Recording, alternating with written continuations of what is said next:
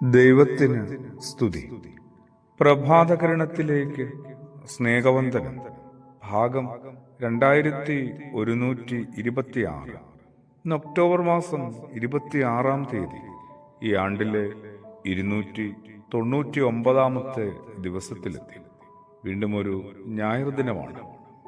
അതുകൊണ്ട് തന്നെ ആ ശ്രേഷ്ഠമായ ബലിയിലേക്കുള്ള ഒരുക്കത്തിലാണ് മിക്കവരും. അതൊരു സ്നേഹത്തിൻ്റെ അങ്ങേയറ്റത്തെ അവസാനത്തെ ഒരു പ്രവൃത്തിയായിരുന്നു എന്ന് നമ്മൾ ഒന്നുകൂടി ഒന്ന് ഓർക്കുന്നത് നല്ലതാണ്. എന്താണ് സത്യത്തിലെ സ്നേഹം? ഞാൻ നിങ്ങളെ സ്നേഹിച്ചതുപോലെ തന്നെ നിങ്ങളും പരസ്പരം സ്നേഹിക്കണമെന്നുള്ള കൽപ്പന കൈമാറിയിരുന്നു നമ്മുടെ കർത്താവ്. എങ്ങനെയൊക്കെ ദൈവത്തെ സ്നേഹിക്കാൻ പറ്റുമോ അതുപോലെ തന്നെ മനുഷ്യരെയും സ്നേഹിക്കണമെന്ന്, ഒരേ അളവുകൊണ്ട് സ്നേഹിക്കണമെന്നും ഓർമ്മപ്പെടുത്തിയിരുന്നു. കൽപ്പനകളെല്ലാം ഒന്ന് ചുരുക്കി പറയേണ്ട സന്ദർഭത്തിൽ അങ്ങനെ ദൈവസ്നേഹവും മനുഷ്യസ്നേഹവുമായിട്ട് കാര്യങ്ങളെ ഒന്ന് കുറേയും കൂടി ചുരുക്കിയെന്നാണ് നമ്മൾ കരുതുന്നത്. സത്യത്തിൽ അതൊരു ചുരുക്കെഴുത്തായിരുന്നില്ല. അതിനെ എഴുതി എഴുതി വിസ്തൃതമാക്കുകയായിരുന്നു. ഭൂമിയോളം, പ്രപഞ്ചത്തോളം, ആകാശത്തോളം അതിന് വിസ്തൃതി കൊടുക്കുകയായിരുന്നു. എടുത്താൽ പൊങ്ങാത്ത ഒരു ഭാരിച്ച പ്രാവർത്തികമാക്കാനായിട്ട് അസാധ്യമായ ഒരു ഉത്തരവാദിത്വമായിരുന്നു ഭരമേൽപ്പിക്കാനായിട്ട് ക്രിസ്തുയേശു പരിശ്രമിച്ചത്. ദൈവത്തെയും മനുഷ്യരെയും സ്നേഹിക്കുക ഒരേ അളവുകോലുകൊണ്ട്.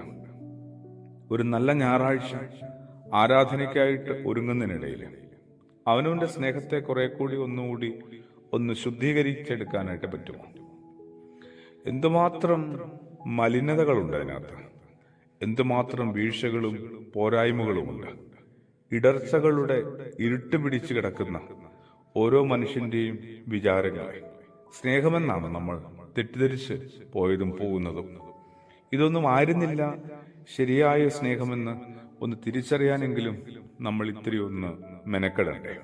ഞാൻ സ്നേഹിച്ചതുപോലെ നിങ്ങളും പരസ്പരം സ്നേഹിക്കണമെന്നുള്ളതാണ്. അപരനായി മാറാൻ കഴിയാത്തവർക്ക് എങ്ങനെയാണ് ഒരാളെ സ്നേഹിക്കാൻ കഴിയുക? സ്നേഹിക്കുന്നുണ്ടെന്ന് നമ്മളിങ്ങനെ അവകാശപ്പെടുന്നവരുടെ വഴികളിലൂടെ ഒന്ന് സഞ്ചരിക്കാനും നമ്മൾ തയ്യാറാവണ്ടേ? അതും അവരുടെ ചെരുപ്പുകളും അണിഞ്ഞ് അല്പദൂരമെങ്കിലും സഞ്ചരിച്ചാൽ ബാലിശമായ കാരണങ്ങളുടെ പേരിലുള്ള എല്ലാ പിണക്കങ്ങളും വേർപിരിയലുകളും ഒഴിവാക്കാനായിട്ട് പറ്റത്തില്ലേ? കുറെ കൂടി നമ്മൾ പരസ്പരം ഒന്ന് താതാത്മ്യം പ്രാപിച്ച് സ്നേഹിച്ചു തുടങ്ങിയാൽ ഏതൊരാളെയാണ് നമുക്ക് ഒഴിവാക്കാനും പറ്റുക, അവഗണിക്കാൻ പറ്റുക? ക്രിസ്തുയേശു കാണിച്ചു തന്ന മാതൃക അതായിരുന്നു. അപരനായി മാറാൻ കഴിയാത്തവർക്ക് എങ്ങനെയാണ് സ്നേഹിക്കാൻ പറ്റുക? അതുതന്നെയാണ് ക്രിസ്തുയേശു മറ്റൊരു വിധത്തിൽ ചോദിച്ചത്. കാണപ്പെടുന്ന സഹോദരനെ സ്നേഹിക്കാത്തവന് കാണപ്പെടാത്ത ദൈവത്തെ എങ്ങനെയാണ് സ്നേഹിക്കാൻ സാധിക്കുക?